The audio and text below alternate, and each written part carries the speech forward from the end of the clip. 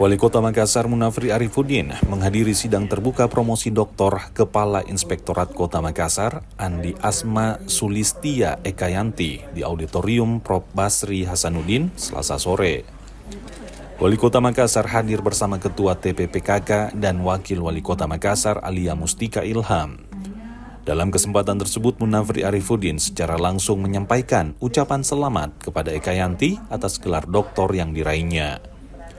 Ia berharap keberhasilan Eka menjadi motivasi para pegawai lingkup Kota Makassar, Inspektorat, kader PKK, serta organisasi perempuan lainnya untuk terus meningkatkan kualitas diri melalui pendidikan tinggi.